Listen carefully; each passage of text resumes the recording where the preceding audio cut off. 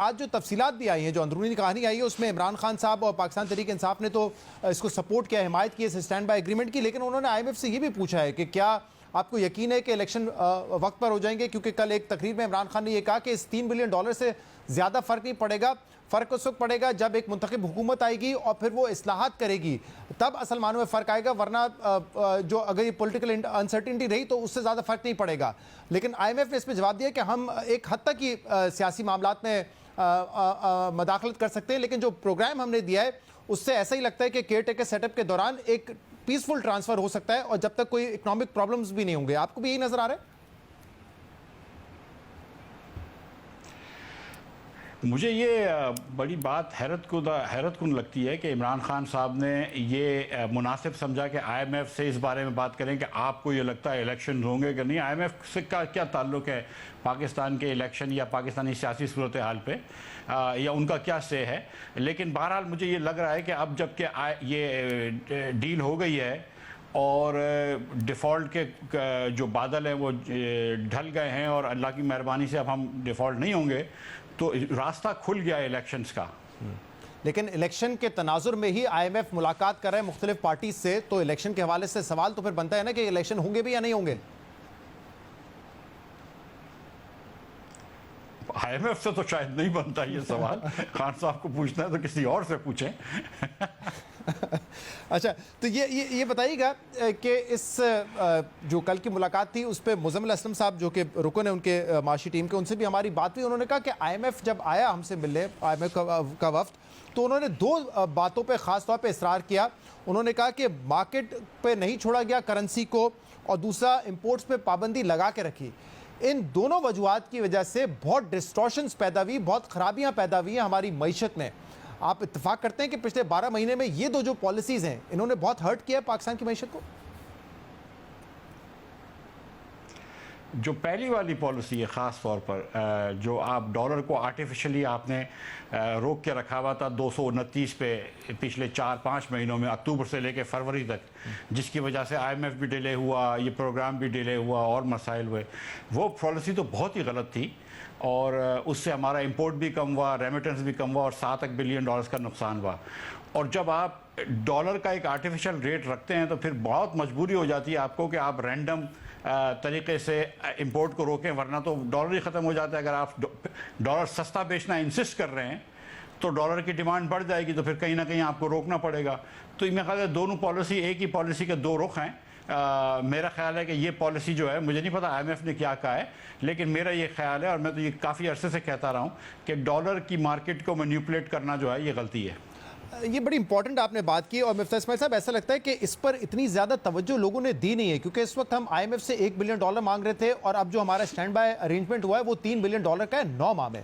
लेकिन इस माली साल में जो गुजरा है उसमें हमने रेमिटेंसेस में $4 बिलियन का नुकसान किया है पिछले साल के मुकाबले में। टारगेट तो इससे भी ज़्यादा का था, ऑब्वियसली वी वर एक्सपेक्टिंग कि 10-15% की ग्रोथ आए, और इसकी वजह यही है कि आपने जब इंपोर्ट्स को भी रिस्ट्रिक्ट किया और डॉलर को आपने कंट्रोल करने की कोशिश की, तो ओपन मार्केट में जो रेट था वो बढ़ता गया, ग्रे मार्केट डेवलप हुई, जिसकी वजह से रेमिटेंसेस बज़ाहिर ऐसा लगता है कि अनऑफिशियल चैनल के थ्रू आ रही हैं, हवाला उंडी के थ्रू आ रही हैं। और जिस मनी चेंजर से आप बात करें या लोगों से बात करें, वो यही कह रहे हैं कि ऑफिशियल और अनऑफिशियल का रेट इतना ज़्यादा है कि आप अनऑफिशियल में भेजेंगे तो आपको ज़्यादा बचत होगी इसकी। तो ये $4 billion it's a big amount. नहीं, of course it is a big amount. देखिए, मार्केट तो एक ही होती है।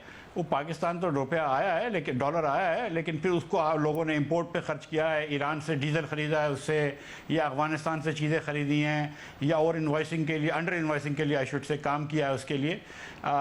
लेकिन ये बात दुरुस्त है आपकी कि अगर इतना फ़र्क हो जाएगा तो हवाला हुंडी की मार्केट जो है वो परवान चढ़ेगी और रुपए की जो इंटरबैंक की मार्केट है, जो ऑफिशियल मार्केट है, वो कम हो जाएगी।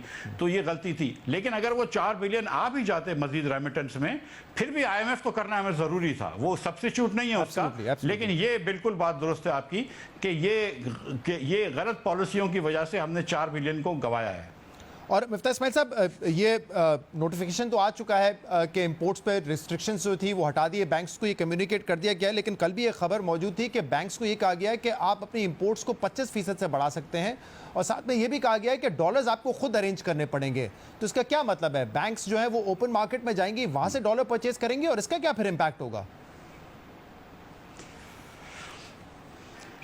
देखिए, ये बात इस वक्त करना जो मेरे ख्याल से गैर मुनासिब नहीं है कि आप अपने डॉलर्स खुद इंपोर्ट करें। मेरा नहीं ख्याल है कि स्टेट बैंक को अपने डॉलर्स देने चाहिए इंपोर्टर्स को सब्सिडाइज करने के लिए।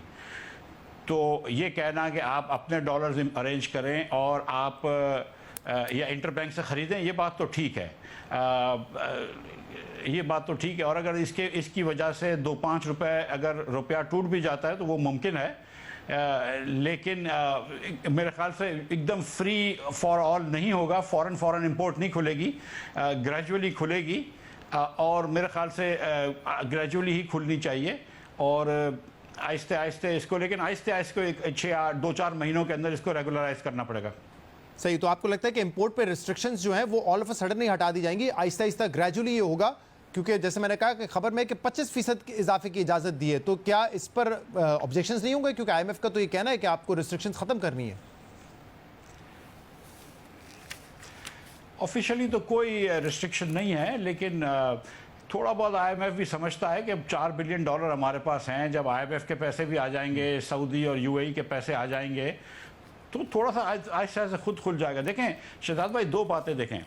नंबर 1, पाकिस्तान के अंदर जब से डिफ़ॉल्ट का रिस्क कम हुआ है, पाकिस्तान की स्टॉक मार्केट बढ़ी है, डॉलर का रेट कम हुआ है, पाकिस्तान का बॉन्ड बढ़ गया है, और अब मज़ीद आगे जाते हुए पाकिस्तान में डॉलर की डिमांड कम होगी। जो लोग होर्डिंग कर रहे थे या जो लोग बार बार अपने रुपयों को डॉलर में कन्वर्ट कर रहे थे, वो नहीं करेंगे। तो इससे 1-2 महीने में आहिस्ते से हवा बेहतर होगी, फसा बेहतर होगी, तो आप आहिस्ते आहिस्ते इंपोर्ट भी खोल सकेंगे। क्योंकि ये इंपोर्ट रिस्ट्रिक्शन करने से आपकी लार्ज स्केल मैन्युफैक्चरिंग पे बहुत असर आया है, आपका इन्फ्लेशन इससे बढ़ा है, आपकी इंडस्ट्री इससे कम हुई है, अनएम्प्लॉयमेंट बढ़ी है। तो ये करना बहुत ज़रूरी है, नहीं तो इकोनॉमी बैठ जाएगी। So if you care about the economy, if you care about the real business, you have to let it open, but in the next 2-3 months. और ये इंपॉर्टेंट है ऑब्वियसली, क्योंकि 20% का रिटर्न तो उस वक्त फिक्स्ड इनकम पे मिल रहा है। तो क्या लोग ये इसको कंपेयर करेंगे कि क्या अगर हम डिफॉल्ट की तरफ नहीं जा रहे हैं, और जबकि जिसके चांसेस बहुत कम होते हुए नजर आ रहे हैं अगले 9 महीने में, तो क्या डॉलर 20% मजीद बढ़ सकता है? ये ऑब्वियसली उनको देखना पड़ेगा।